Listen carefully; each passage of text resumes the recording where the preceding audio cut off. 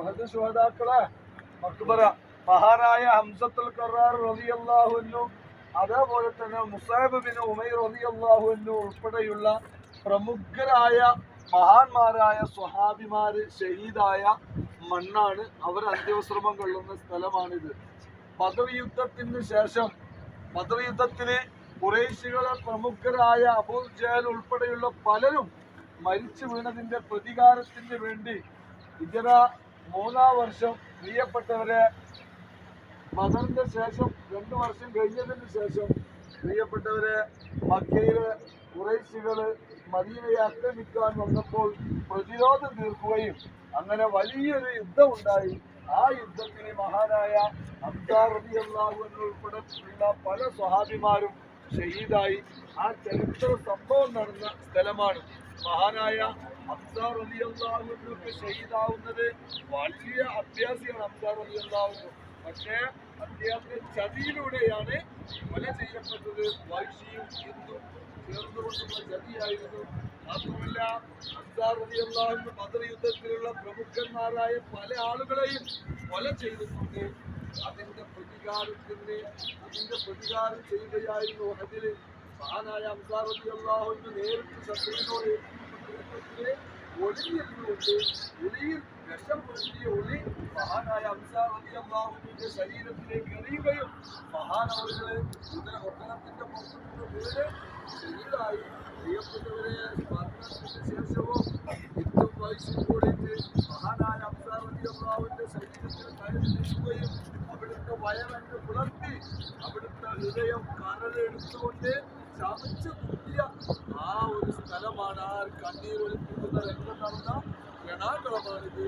മഹാനായ ഹംസാ റളിയല്ലാഹു അൻഹു, അതുപോലെ തന്നെ മുസഅബ് ബിൻ ഉമൈർ റളിയല്ലാഹു അൻഹു തുടങ്ങിയ 72ഓളം സ്വഹാബിമാര് അതിൽ ഷഹീദായിട്ടുണ്ട്.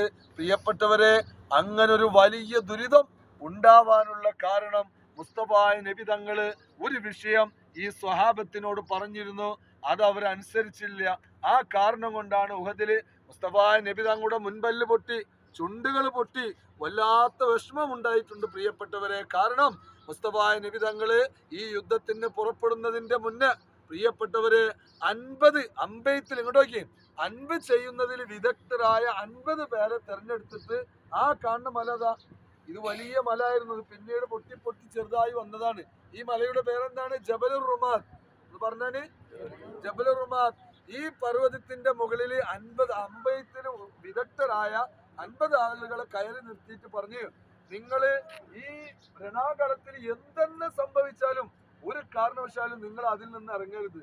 നിങ്ങൾ അവിടെ നിന്നിട്ട് പ്രതിരോധം തീർക്കണം. അതിന്റെ മറ്റൊരു ഭാഗത്തു കൂടെ ശത്രുക്കൾ വരികയാണെങ്കിൽ നിങ്ങൾ അവരെ തടയണം എന്ന് പറഞ്ഞു. പ്രിയപ്പെട്ടവരെ, ഖുറൈശികളുമായി ശത്രുക്കളുമായിട്ട് ശക്തമായ യുദ്ധം നടന്നപ്പോൾ ഈ ഖുറൈശികള് സഹിക്കവയ്യാതെ അവരെ മുതലും വനീമത്ത് മുതലും എല്ലാം ഇവിടെ ഇട്ടിട്ടാണ് ഓടി. മനസ്സിലായങ്ങള്? ഇത് ഓടിയപ്പോ ഇവിടെ താഴത്തുണ്ടായ യുദ്ധത്തിൽ പങ്കെടുത്ത സ്വഹാബികളൊക്കെ കൂടി ഇവിടെ ഇട്ടുപോയ വനീമത്ത് മുതൽ ഓരോരുത്തർ വാരി കൂട്ടുകയാണ്. ഇത് കണ്ടിട്ട് ആ മലയുടെ മുകളിലുണ്ടായ സ്വഹാബികൾ എന്ത് ചെയ്ത്, പടച്ചോനെ ഞങ്ങൾക്ക് കിട്ടുമോ ഇല്ല എന്നുള്ള ലെവലില് അവര് കുറഞ്ഞ ആളുകൾ അവിടെ നിന്നിട്ട് ബാക്കിയുള്ളവർക്ക് ഇങ്ങോട്ട് ഇറങ്ങി. എന്നിട്ട് ഇത് വാരി കൂട്ടാൻ തുടങ്ങി.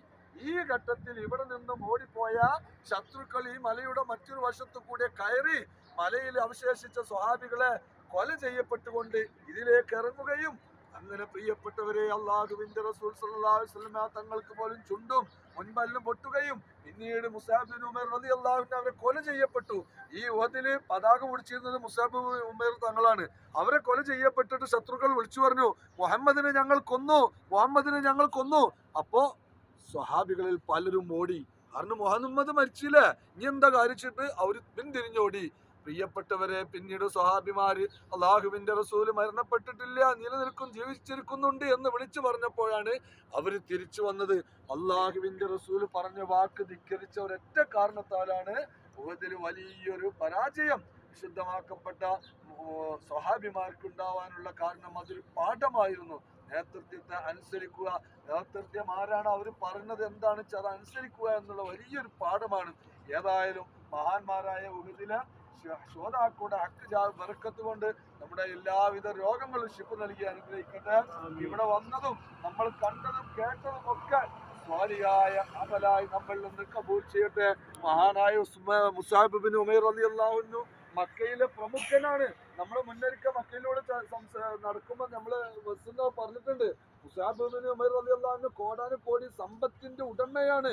പക്ഷേ ദീൻ ഇങ്ങോട്ട് വിശ്വസിച്ചപ്പോ മുസാബ് ബിൻ ഉമൈർ റളിയല്ലാഹു അൻഹു ദീൻ പഠിപ്പിക്കാൻ വേണ്ടി മദീനയിലേക്ക് പറഞ്ഞയക്കുകയും പിന്നീട് പ്രിയപ്പെട്ടവരെ ഈ യുദ്ധത്തിൽ ഷഹീദായപ്പോൾ മഹാന്മാരായ സ്വഹാബികൾ വരികയാണ്. ഇവിടെ ഷഹീദായ ആളുകളെ മറ ചെയ്യാൻ വേണ്ടിയിട്ട് പ്രിയപ്പെട്ടവരെ കണ്ണീരൊലിപ്പിക്കുന്ന രംഗമായിരുന്നു മുസാബ് ഉമൈർ റളിയല്ലാഹു അൻഹുവിന്റെ. കാരണം മഹാനവറുകളെ മറവ് ചെയ്യാൻ കഫൻ ചെയ്യാൻ വേണ്ടി നോക്കിയപ്പോൾ മഹാനവറുകളുടെ വസ്ത്രം തലമറിച്ചാൽ കാല് മറിയുന്നില്ല, കാല് മറിച്ചാൽ തലമറിയുന്നില്ല. സ്വഹാബികൾ അള്ളാഹുവിന്റെ റസൂലിനോട് കരഞ്ഞു പറഞ്ഞ്, അള്ളാഹുവിന്റെ റസൂലെ മുസാബ് ഉമൈർ റളിയല്ലാഹുവിന്റെ കഫൻ ചെയ്യാൻ കഴിയുന്നില്ല, തലമറിച്ചാൽ കാല് മറിയാൻ പറ്റുന്നില്ല, കാല് മറിച്ചാൽ തലമറി എന്ത് ചെയ്യണം?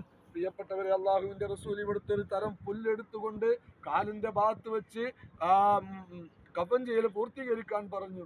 അള്ളാഹു തആല മഹാന്റെ ഒക്കെ ബർക്കത്ത് കൊണ്ട് നമ്മുടെ ഉംറ മഖ്ബൂലും മബ്റൂറുമായി നമ്മൾ സ്വീകരിക്കട്ടെ. അൽ ഫാത്തിഹ.